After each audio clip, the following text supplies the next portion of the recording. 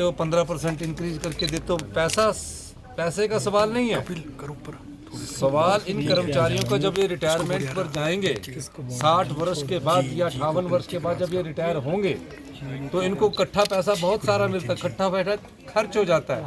इनको आत्मसम्मान की जिंदगी जीने के लिए हर महीने उस पेंशन के तहत पैसा मिलना चाहिए जो पहले लागू थी।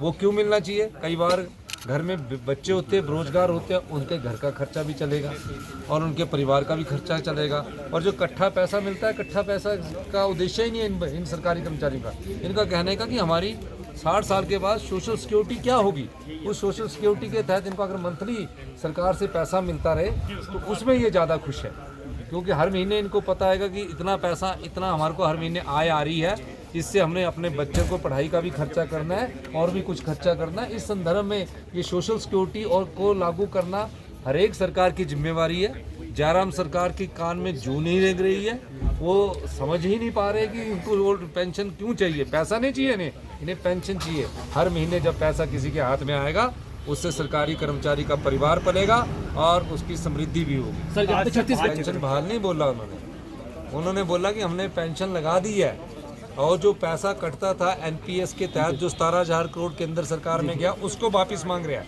उन्होंने जो फैसला किया है, जो कर्मचारी रिटायर होंगे उनको जिस दिन से ये फैसला हुआ है छत्तीसगढ़ में, जिस दिन से ये फैसला हुआ उस दिन के बाद से जो सरकारी कर्मचारी लग गए हैं, रिटायर हुए, उनको पेंशन मिलनी शुरू हो गई है।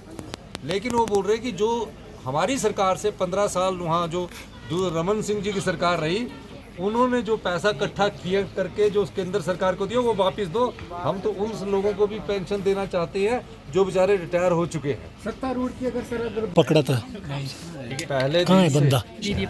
सरकारी कर्मचारी, चाहे वो विभागों के सरकारी कर्मचारी है बीच में आ रहा है यार, और कॉरपोरेशन के सरकारी कर्मचारी है, विश्वविद्यालय के कर्मचारी है या कोऑपरेटिव सोसाइटीज़ के कर्मचारी है, जो भी निगम है, बोर्ड्स है और विभाग है, उनके सरकारी कर्मचारियों को कांग्रेस पार्टी का हमेशा से ये उद्देश्य रहा है कि उनकी रिटायरमेंट के बाद उनको ओल्ड पेंशन स्कीम बहाल की जाए। 20 वर्ष बाद क्या परिस्थितियाँ थे, क्यों बंद हुई, उस संदर्भ में तो हम बात नहीं करेंगे। हम तो खुद सरकारी कर्मचारी के बेटे हैं और हम जानते हैं कि कहाँ आत्मसम्मान होता है और स्वाभिमान होता है। इस संदर्भ में आज शिमला जो हमारी राजधानी है प्रदेश की, वहाँ जो सरकारी कर्मचारी अनशन पर बैठे थे, तो उस संदर्भ में हम उनको ये बताने आए हैं कि हमारी सरकार अगर सत्ता में आती है, सबसे पहले सत्ता में जब सरकार आएगी तो हम आपको ओल्ड पेंशन स्कीम के तहत लाए जाएंगे। ओल्ड पेंशन स्कीम को लागू कर्मचारियों की सहमति से, अधिकारियों की सहमति से करेंगे। इसमें कोई दो राय नहीं है कि सरकारी कर्मचारी चाहे किसी भी विभाग में रहा है, उसने प्रदेश के विकास में महत्वपूर्ण योगदान दिया है। आज प्रदेश के विकास में जो भी विकास हुआ है उसमें कहीं न सब जगह में सरकारी कर्मचारियों का योगदान महत्वपूर्ण है। इस दृष्टिकोण से हमारे छत्तीसगढ़ के मुख्यमंत्री, हमारे अखिल भारतीय कांग्रेस कमेटी के इंचार्ज राजीव शुक्ला जी, हमारे सेक्रेटरी तेजिंदर बिट्टू जी, संजय दत्त जी, सब लोगों ने इस पर अध्ययन किया और अध्ययन करने के बाद हमने 10 गारंटी योजनाओं का घोषणा की। और 10 गारंटी योजनाओं में भी सबसे पहले हिमाचल प्रदेश के जो सरकारी पहली जो गारंटी है, हिमाचल प्रदेश सरकारी के कर्मचारियों को ओल्ड पेंशन स्कीम के तहत लाया जाएगा। ये घोषणा पत्र नहीं है, मात्र ये गारंटी योजना है।